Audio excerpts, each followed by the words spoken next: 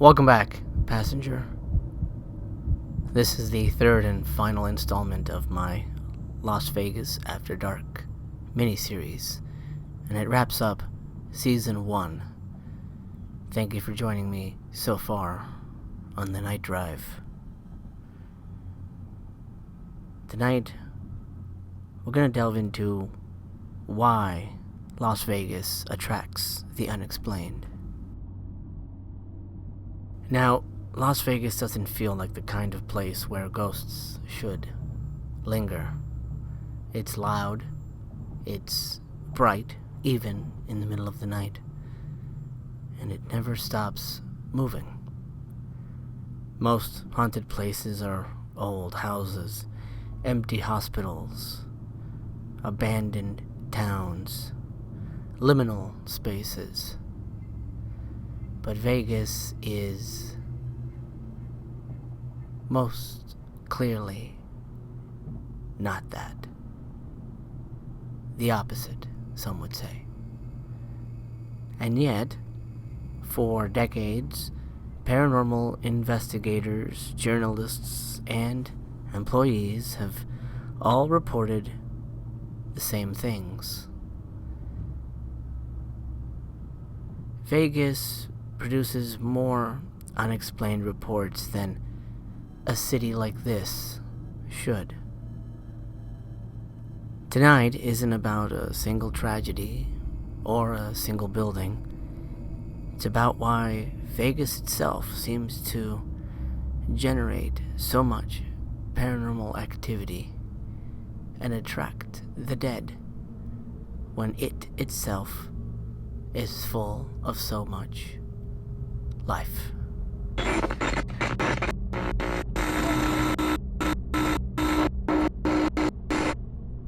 Let's talk about early paranormal investigations in Vegas, shall we? Long before ghost hunting became entertainment, Vegas was already on the paranormal investigator radar. In the late 1980s and early 1990s, independent paranormal researchers flooded the town, and they documented the following: apparitions in casinos during overnight hours, repeating electrical failures in specific locations, cold spots that moved rather than remained fixed and tied to air conditioning. What stood out was where these reports were coming from. Not from guests who were transient, but employees, security guards, housekeepers, hotel engineers. People who didn't benefit from exaggeration. Many who refused to attach their names publicly. Not because of fear, but because Vegas doesn't reward people who disrupt the illusion. And we've touched on this before, how most of these reports on the hotels we focused on come from the people who work there day in and day out. Let's return to the Flamingo, shall we? The Flamingo is often called one of the most haunted locations in Las Vegas, not because of legend, but because it was one of the first places investigators were allowed limited access. Paranormal researchers documented apparitions near service corridors, sounds of movement in sealed areas, and again repeating cold zones near older sections of the building. We should touch on the cold spot situation, which is a red flag for paranormal activity. If there's no air conditioning nearby, then what is causing the temperature fluctuation. That's why this has become a factor, a touch point for paranormal investigators. Cold spots and temperature fluctuations are something they look for, they pay attention to. Multiple investigators have reported intelligent responses to questions, knocking sounds, light fluctuations. And this is long before EMF meters became standard equipment. What makes these reports notable isn't the claims, it's the consistency across decades. Have you been to the Flamingo? It's on my list. Let's delve a little deeper into electronic phenomena. Vegas itself is saturated in electronics. Lights, slots, displays, surveillance systems. Paranormal researchers have noted that Vegas produces unusually high levels of electronic disturbance during investigations. It's hard to get a clear signal when the town is so electrically alive.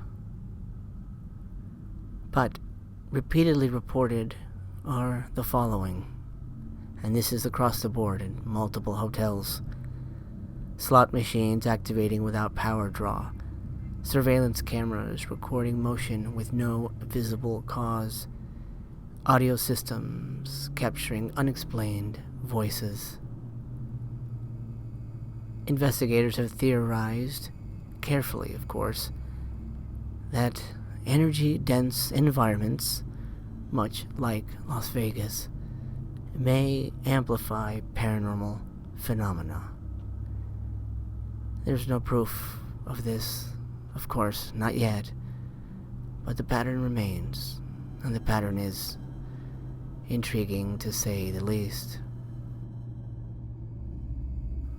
One of the strangest patterns reported in Vegas hauntings is the passivity.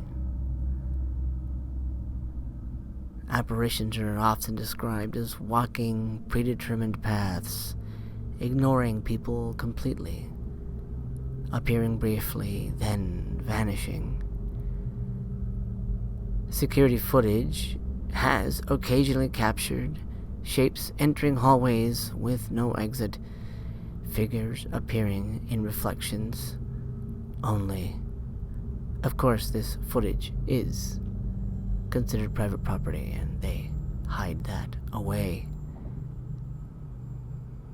Investigators also describe these not as ghosts, but as residual events, moments replaying without true awareness.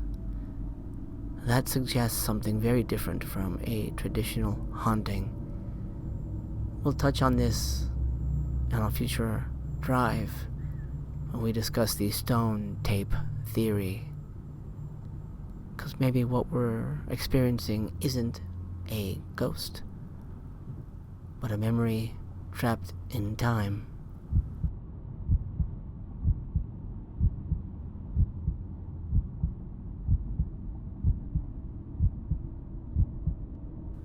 Several early Vegas paranormal investigators eventually stopped investigating the city altogether. According to them, too much happened, and documenting it became difficult.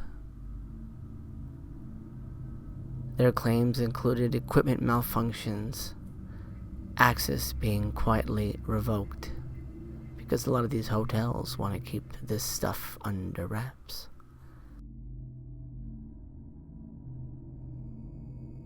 Vegas doesn't ban investigators. It simply makes things inconvenient enough that most decide to not return, not to bother.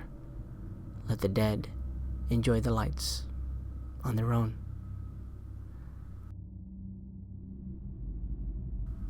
Some researchers believe paranormal activity is tied to intense emotion, sudden loss, overstimulation. Vegas produces all three: elation, desperation, collapse, every single night.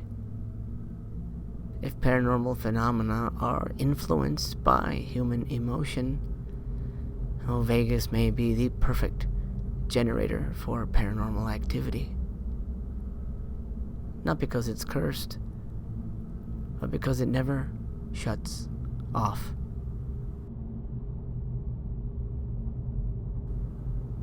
Vegas is a city that never goes quiet.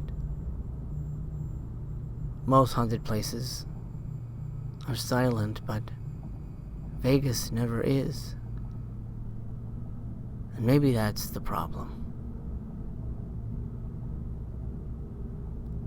Maybe the dead are as restless as the city. But you'd have to ask them.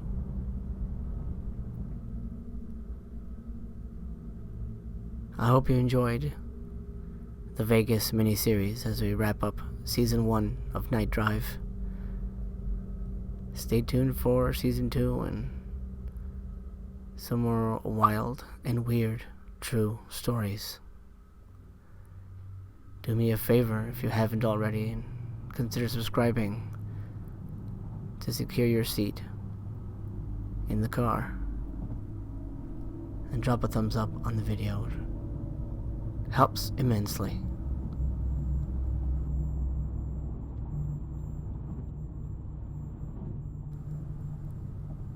And by the way, if you're driving tonight, with the lights stretching endlessly ahead of you, remember, some cities don't trap ghosts in buildings. They scatter them across the noise for all to experience.